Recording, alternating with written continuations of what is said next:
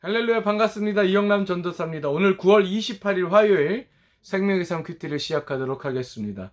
오늘 함께 살펴보게 될 말씀은 디모데전서 5장 17절에서 25절까지의 말씀인데요.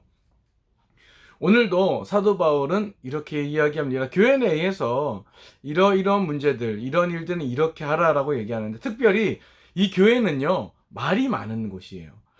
교회라서 말이 많나요? 아니, 그건 아닙니다.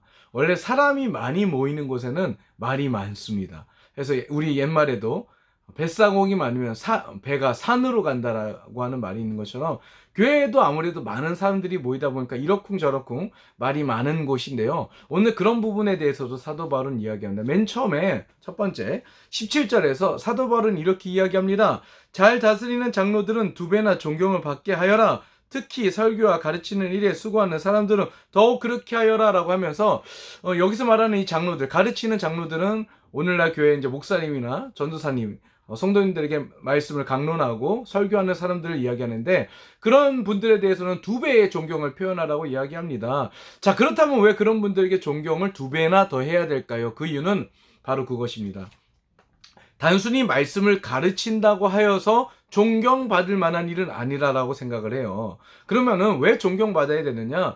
우리 이 목회자들이 성도님들에게 말씀을 가르치고 말씀을 전달하는 목적은 딱 하나입니다. 어떤 성경에 대한 지식적인 측면을 전달하는 것, 그것은 아니에요. 진짜 말씀을 전달하고 설교하는 궁극적인 목표는요, 성도님들이 그 말씀을 듣고 그 성도님들의 가치관이 변화되어지고 성도님들의 삶이 변화되어지고 궁극적으로 그 성도님이 하나님의 말씀으로 구원받는 것이 목적입니다. 자, 그렇다면 어떻게 해서 성도님들이 말씀으로 변화될 수 있게 해야 되는가? 그냥 지식만 전달한다고 과연 성도님들이 변화될까요? 아니라는 겁니다. 먼저 목회자인 우리가, 목사님이, 전도사님이 먼저 하나님의 말씀으로 살아가는 모습을 삶으로 보여줘야 돼. 보여줄 때 그때 성도님들이 그 모습을 보고 그들의 삶 가운데, 성도님들의 삶 가운데 변화가 일어나게 된다는 것인데, 그렇기 때문에 존경을 하는 거예요. 왜냐하면 여러분들 잘 아실 겁니다. 이론적으로는 참 쉬워요. 근데 그것을 정말 삶으로 살아내는 것은 쉽지 않습니다. 그러나 이 교회의 사역자들은 하나님의 말씀으로 살아가고 성도님들의 본이 돼서 성도님들이 사역자의 모습을 통해 함께 변화되어지고 구원받는 일이 이루어지게 해야 된다. 그래서 우리 사역자들은 하나님의 말씀을 삶 가운데 실천하는 사람들이다. 그러므로 존경받아 마땅하다. 이렇게 표현하고 있는 부분이 한 가지 있고요. 또 두 번째, 우리 이 사역자들은요, 언제나 늘 공개된 자리에 있습니다. 그래서 늘 구설수에 올라요. 그거는 뭐 어쩔 수 없는 일이에요. 항상 사람들 앞에 서고, 강대상 위에 서고, 공개적인 자리에 서고, 그러다 보니까 이 목회자는요, 늘 성도님들의 구설수에 올라요. 그래서 많은 존경과 칭찬도 받기도 하지만, 반면에 많은 책망과 많은 질타를 받기도 하는 자리가 바로 사역자의 자리입니다. 그래서 그것에 대해서 사도 바울이 19절에 이렇게 이야기합니다. 19절에 장로들에 대한 고소는 두세 사람의 증인이 없으면 받지 말라라고 이야기합니다. 그러니까 어떤 사역자에 대해서 질타를 할 때 그냥 물턱대고 질타하는 것이 아니라 정말 그 사역자에 대한 안 좋은 이야기가 진짜 사실인지 아닌지 두세 사람이 증인이 되어서 철저한 조사 가운데 이루어져야 된다는 겁니다. 막 무턱대고 우리 목사님, 우리 전사님 나 마음에 안 들어 이러쿵 저러쿵 해서 교회를 시끄럽게 하는 게 아니라 정말 목사님이, 정말 전사님이 잘못한 일이 맞는지 두세 사람이 증인이 되어서 철저한 조사 가운데 이루어져야 된다는 것인데요. 자, 그렇다면 왜 그럴까요? 여러분들 잘 아셔야 됩니다. 이 어느 한 교회가 무너지려면요, 담임 목사님이 무너지면 교회는 무너집니다. 어느 한 성도가 무너진다고 해서 교회가 무너지지는 않아요. 근데 이 담임 목사님이 무너지면 한 교회는 금방 반토막 나고 무너지게끔 돼 있어. 그렇다면 여러분들 잘 생각해 보시기 바랍니다.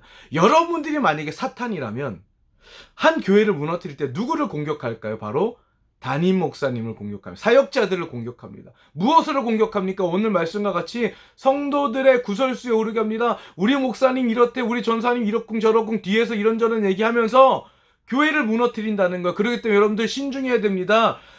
사역자에 대한 안 좋은 얘기는요, 굉장히 조심해야 돼요. 굉장히 조심해서 들을 필요도 있고 조심해서 말해야 됩니다. 이게 정말 검증된 일인지 정말 잘못된 일이 많은지 단지 내 감정에 의해서 혹시나 나의 이런 부정적인 말들로 인해서 교회가 무너지는 것은 아닌지 이 사역자에 대한 이 부정적인 말 듣는 거 다 조심해서 들어야 된다라고 이야기하고 있고요. 그리고 교회 내에서 어떤 죄가 일어났을 때 어떤 성도님이나 교회 내에서 뭔가 잘못된 일, 뭔가 그릇된 일, 죄 짓는 일들이 일어나게 됐을 때 그것을 공개적으로 드러내라고 합니다.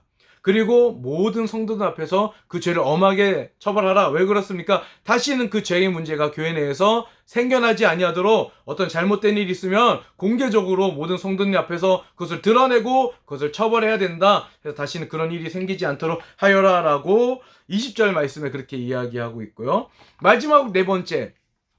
이 사역자는요, 성도님들을 대할 때 편견을 가지고 대하면 안 된다라고 이야기합니다. 21절에 그런 말씀 나와 있는데요. 내가 하나님과 그리스도 예수와 택하심을 받은 천사들 앞에서 엄숙히 명령한다. 너는 이것들을 편견 없이 지키고 아무 일도 불공평하게 처리하지 마라 라고 하면서 이 사역자가 많은 성도님들하고 함께 하다 보면 솔직히 말해서 사역자에게 잘해주는 성도님들이 있고 좀 사역자를 힘들게 하는 성도님들도 있어요. 여러분들 자식들도 마찬가지고 친구도 마찬가지고 반에서도 보면은 담임 선생님한테 잘하는 사람도 있지만 담임 선생님이 굉장히 힘들고 골치 아프게 하는 아이들도 있는 것처럼 교회 내에서도 마찬가지예요. 사역자에게 잘 해주시는 분들도 계시지만 사역자를 정말 힘들게 하는 성도님들도 계시다는 거죠. 자, 그렇다면 이 목회자가 사역자가 이 성도님들을 대할 때 나에게 잘해주는 A라고 하는 성도와 나를 힘들게 하는 B라는 성도를 폄하해서 편견을 가지고 대하지 말라고 얘기합니다. 세상은 그럴 수 있어도 교회는 그렇게 하면 안 된다라는 거죠.